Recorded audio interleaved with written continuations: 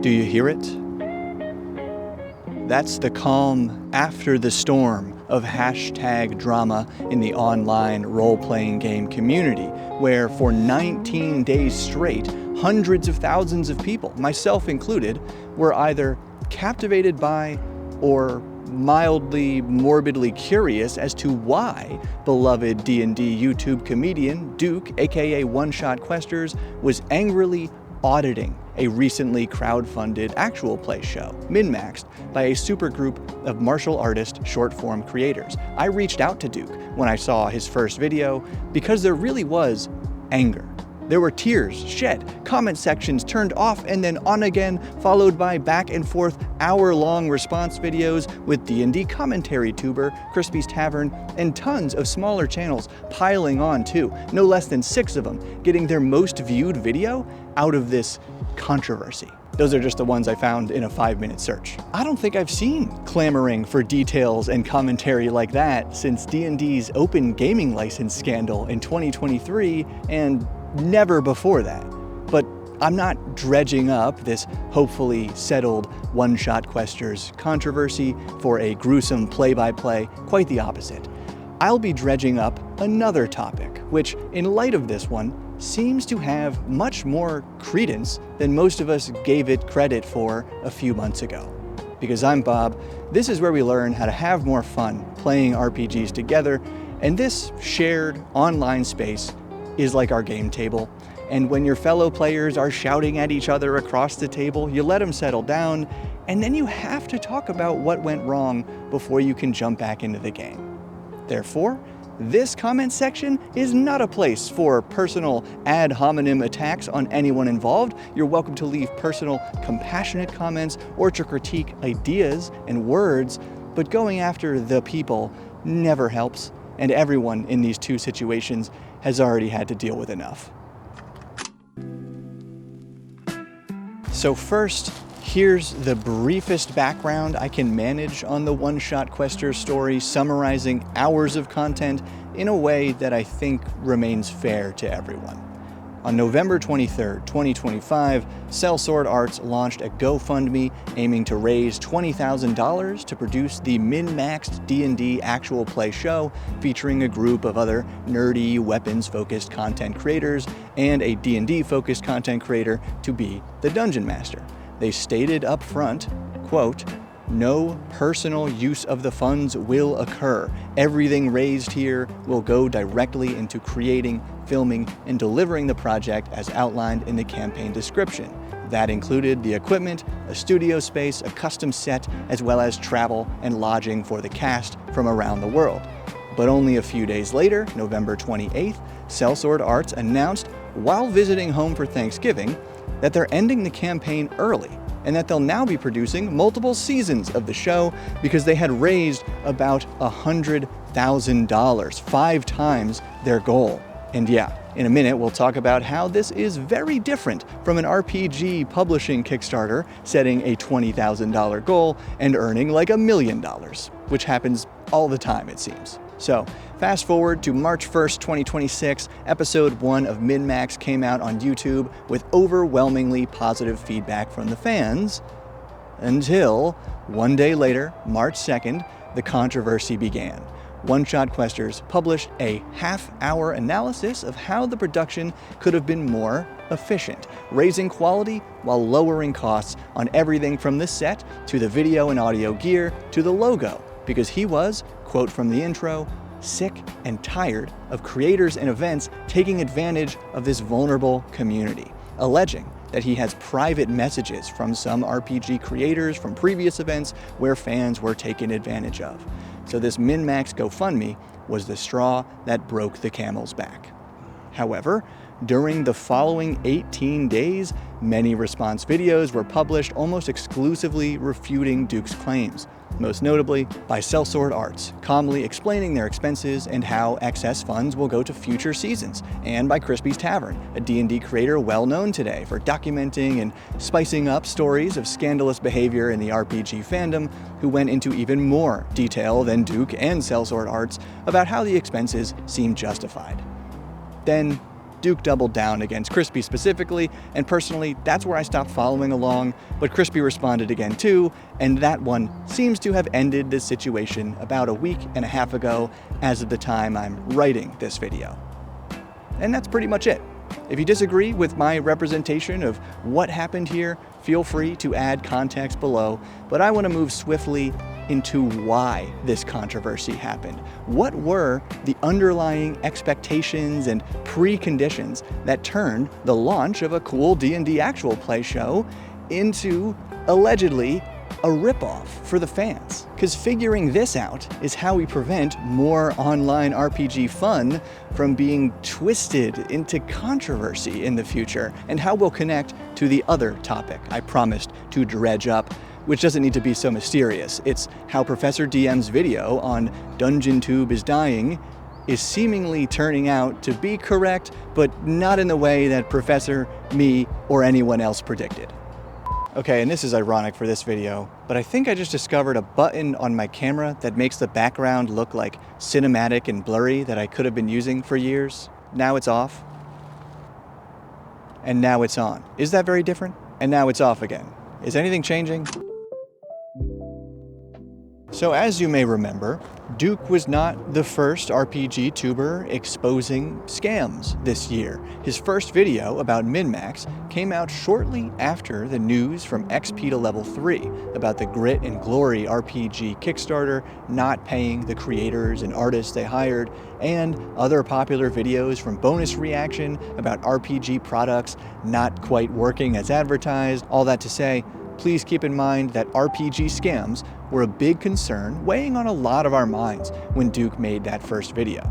And speaking of RPG Kickstarters, no, that's not the sponsor segue yet, but clearly you and I are more familiar with crowdfunding for RPG books, which often make a lot more money than their stated goals, so we need to highlight the crucial difference here as to why it could be seen as a red flag for an RPG actual play crowdfunding campaign to do the same thing. Simply, for RPG publishers releasing a physical book, raising excess funds over the crowdfunding goal just means they're selling more copies of the book. Yes, profit margins get incrementally better with more copies sold, but they're still paying to produce every book purchased through the campaign. Versus, if your final product is digital only, like an actual play, or even a PDF only book, once you cover the cost of production, it's pure profit. So, in this specific case, where Min-Maxed had promised no personal use of the funds will occur, but they made about 5 times more than their goal, they were left with 3 options. 1. Delay the show to reevaluate how to spend all that extra money on it. 2. Produce the show as planned and create additional seasons as an impromptu stretch goal. 3. Break their promise and pocket the extra cash. Of course, they went with option 2, because that's the only option that allowed them to fulfill their promise on time and then give the fans even more of what they wanted. The situation is similar, though at a very different scale, to when Critical Role tried crowdfunding a single animated episode for $750K, but ended up making $11 million. So they turned that one episode into a whole season, then multiple seasons, then multiple shows as it kept snowballing. But whether it's books or actual plays, crowdfunding is what keeps alive the indie RPG scene that we enjoy. So I'm happy to take a minute to tell you about today's sponsor. Wait, what? A free hardcover book of adventures? That's right, Mega Dungeon Month is the indie RPG collaboration of the year, and the Castle White Rock campaign by our friends at Goodman Games is insane. This beefy box set, available for 5e or Dungeon Crawl Classics, is a 30-level dungeon, which they are also rightfully calling a campaign setting. Over 500 pages across 6 books, poster maps, and handouts with years of adventure, or if you're like me, a fantastic resource to scavenge for a dungeon room here, a dungeon level there. Thankfully, there's a campaign journal to track it all, plus the very first set of gemstone funky dice for DCC, And of course, the Lost Level collaboration. Back this campaign to get a mysterious map, then unlock its dungeon rooms one by one for each other Castle White Rock campaign that you support. And don't forget, that free hardcover book I mentioned is only for backing in the first 48 hours. That's a lot of amazing stuff, so check out Castle White Rock today through my link below so they know who sent you. And don't worry, we got a nature break for this tree from the intro. I thought it was a dogwood from a distance. It's definitely not dogwood because the leaves turn out to have these little serrations, and yeah, looking up close, I'm pretty sure we got some kind of cherry here. I just don't know what kind. Maybe you do. Leave it in the comments. Alright, you know how in the beginning of this video I mentioned that a lot of smaller RPG channels were getting in on the drama and raking in the views?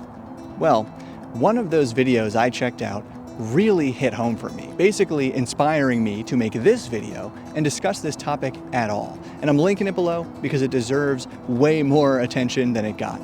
It was all about how this entire controversy and everyone involved missed the point. But a little disclaimer, I haven't checked out any of this guy's other videos yet, so I can't vouch for it all. And with how YouTube works today, foreshadowing the Dungeon Tube is dying stuff, if you subscribe to this channel or any channel, but then you do not watch their new videos on a somewhat regular basis, it hurts the channel. Because YouTube thinks, even subscribers won't watch it, so we're not gonna push it to anybody else. Okay. Kevbot Falconhammer, gotta love the username, opens by saying this video is different from his usual content, which is mostly about, you know, the game itself. So in the first half of the video, he summarizes this min-maxed controversy in more detail than I did here, with some specific dollar amounts grossed and netted by Sellsword Arts, and some of the exact costs questioned by Duke and rebutted by Sellsword Arts and by Crispy and by others, everything from the set to the video and audio gear to the logo. But the second half is where this guy steals my heart, and his full delivery really nails the point, so I do recommend watching it, and I'm only going to pull a couple quotes here that I think bring it home. Kevbot says, "The reason why I wanted to make this video is to bring up the most important part that everyone seems to be missing, from one-shot questers to the responses by Minmaxed and Crispy. My issue here is that these aspects of graphical layout, sets, audio, video, and lighting are the least important aspects in the entire idea of crowdfunding a D&D game. If you're going to say that Min-Maxed is pathetic and that fans were taken advantage of without discussing the actual game of D&D that they were playing, it shows someone who has completely lost the plot on what makes the game of Dungeons & Dragons incredible. Getting around the table with friends to tell an awesome story. Is the game of D&D played by Min-Maxed entertaining?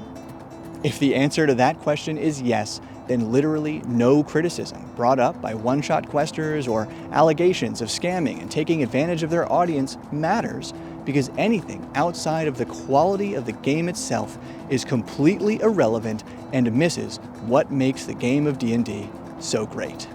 End quote. Hell yeah, brother.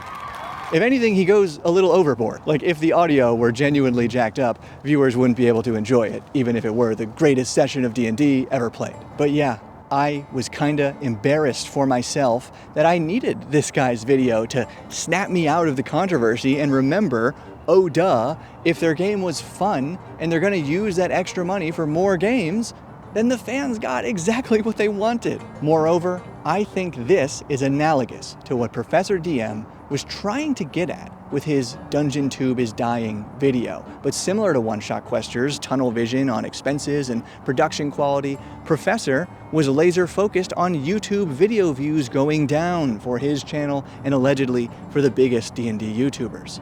And then, in my response, I continued to miss the point by rebutting about views and the fact that, nah, look at the data, most of those big DN channels are actually quite stable, and I got responses from some of those creators also missing the point, confirming, yeah, my views are fine, blah, blah, blah. When in reality, we all should have been talking about why Dungeon Tube exists in the first place. It's to have fun talking about role-playing games. And recently, Professor made a follow-up video explaining why he unlisted the controversial video with a lot of his other videos about D&D news in favor of creating more content about the game itself. But here's the problem with that. Professor was kinda right the first time. Not about DungeonTube views going down per se, but about how it is legitimately more difficult to reach your own subscribers on YouTube today, and it's harder to build or maintain an audience today if you're mostly making videos like 5 fun tips for D&D combat. But somehow Mystic Arts did that in 2025, so technically it's still possible. In 2026, it's gotta be more like, 1 disgusting secret to blow your freaking players' minds in D&D combat. So I'm saying, yes, everybody here either already knows how to play, or they're gonna click on a how to play video from 2019 with 1 million views, because that's the one YouTube will recommend to them. But they're still watching YouTube videos. So what we should be asking is, where have those views gone and why? That is the question, and still the metric, for what the fans really want, and broadly speaking, for where the fun is happening in role-playing games today. To be extra clear here, I'm saying that the fun of D&D has simply expanded over the last few years, branching beyond playing or discussing the game itself, because there are now so many people so invested in role-playing games that we're also genuinely entertained by and excited to learn about tangential topics, whether that's the occasional controversy like we saw here, potential scams that we should want to be informed about, or regular news in the RPG industry. Remember how exciting it used to be when a new D&D book came out? I think we are returning to that, but in a broader sense, returning to the fun in many more ways. And all of this new, indirect RPG fun is as valid and as valuable as the fun derived directly from the game itself. And if I had to add one caveat, we all know the only way your fun can be wrong in RPGs is when it's derived from hurting somebody else or robbing their honest fun. And so, constant D&D doomsaying without also offering a silver lining might make a lot of viewers morbidly curious, but I don't think it makes most people happy. So, personally, yeah, I have just as much fun discussing RPG news stories and even controversies like this as I do explaining RPG mechanics. And I know a lot of my viewers also have fun, or at least get value out of this kind of video because they say so in the comments and because it gets more views, and that is a reliable signal of what people want. And when we look at the biggest D&D channels and the rising stars of DungeonTube today, yeah, they cover game mechanics, but it's often thoroughly mixed with broader commentary, relating it to other topics, or putting totally original twists on mechanics. Or we could have looked no further than Crispy's Tavern, who is clearly entertaining a lot of TTRPG fans with video essays on what you could be tempted to call just drama, but from what I've seen, he offers valuable insights on what the hell happened. So that's the state of DungeonTube today. It's basically what myself and a lot of your favorite creators have been doing intermittently since the open gaming license scandal, when that sort of commentary suddenly became valuable. And I don't know about you, but when I'm not watching RPG videos or checking the latest skit from Man Carrying Thing, that guy's hilarious, my YouTube viewership is usually spent listening to commentary channels, a mix of science communicators, comedians, and for a while around buying my house, I was addicted to clips from this economics streamer who was making a lot of videos about housing at the time. It's always changing, and so is DungeonTube. So is our game table, and that's cool. Even cool uncle of RPG YouTube, Matt Colville, is making videos outside now. Come on. Overall, the greatest thing about this online RPG space and YouTube and role-playing games in general is that there's something for everyone to enjoy. And as a viewer, creator, player, game master, all of the above, as long as everyone at your table is having fun, nobody else's criticism or controversy matters. You're good. So thanks again to our sponsor, to my supporters on Patreon and YouTube memberships, to you for commenting or liking the video. Keep building.